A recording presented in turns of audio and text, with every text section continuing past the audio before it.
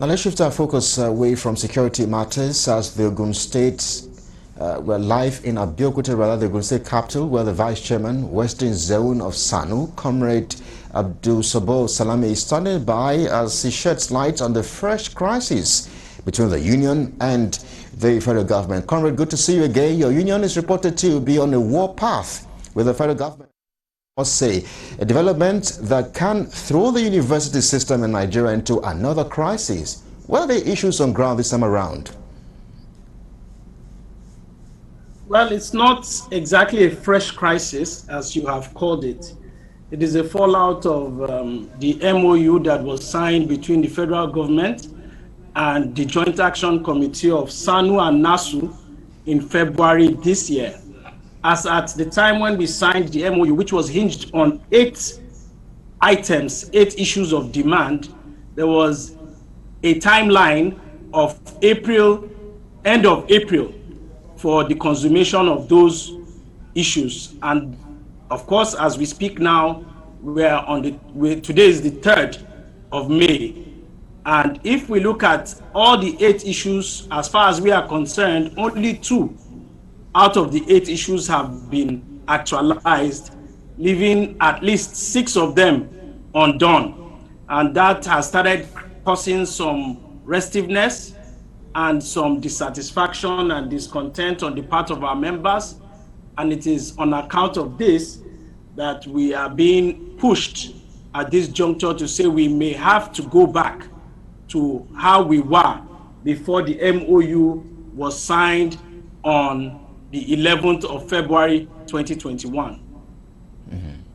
Comrade Salami, does that suggest the line of communication between the 2 parties has been closed since the suspension of the last nationwide strike? Of course, as a proactive union, between February to date, we have engaged government, we have met with organs of government on many of these issues. We have attempted to see how we can be able to resolve those issues without having to go back to where we were coming from. But as it is, it looks to us that there is a lot of reluctance and a lot of delay on the part of government, which may have to lead us to have to take more proactive and more definite positions on our actions. But we have not foreclosed the window for discussions. We have not foreclosed the doors for negotiations. But as it is, if there was a timeline for April, and April has lapsed, and we are in the first week of May, then it's only normal that our people would react, particularly when the issues concerned had timelines which have been breached. Comrade, I was just going to ask, apart from strike, which we do all know the implications and consequences, what other avenues are you trying to explore at this crucial time to ensure a peaceful resolution of all the contending issues? Well, let me say that SSANU, and to the best of my knowledge, NASU, are unions that do not believe that strikes should be the only way and the only means by which we can resolve conflicts. We are not strike-hungry unions. We are not strike-happy unions. We are not unions that want to drop our job, drop our duties at the drop of a hat. But at the same time, too, it takes 2 to tango.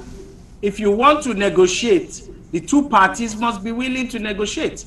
If you want to discuss, if you want to dialogue, the 2 parties. If it is only one party that is engaged in a dialogue, then it becomes a monologue and no longer a dialogue. And so also when we have a negotiation and the negotiation has arrived at some certain agreements and those agreements have not been consummated, then you may have to go back to the drawing board.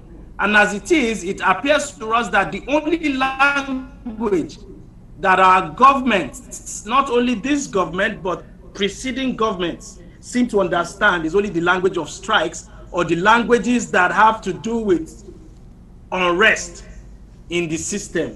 And that is what we are trying to avoid. If we have 8 terms of agreements, and out of the 8, perhaps only 2 And even the two that I talk about, if I want to go deeply into it, would say it's only one that has been actualized. That single one that has been actualized is the constitution of visitation panels for universities. But when we go into the problems of inconsistency of IPPIS, yes, a committee has been formed. The committee was formed, but till today, we have not seen the results of that committee.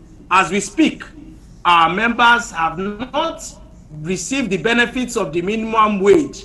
Consequential adjustments that were supposed to have been made on the minimum wage has not been paid to our members. We do not have the arrears of such money.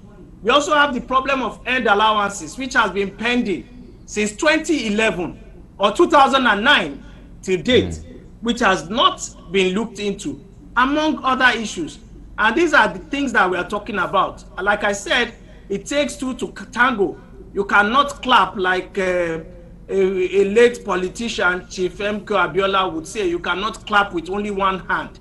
You must clap with the two hands. So even when we engage in a negotiation and we have agreed on some certain issues, then it takes the two parties to be able to agree to ensure that those issues are actualized. And it looks to us that on this issue, government has been very reluctant, government has prevaricated and delayed, and it has brought us to this position we have found ourselves. Well, comrade, that's a good place to leave it. We'd like to thank you most kindly for speaking with us on our news. Thank you very much.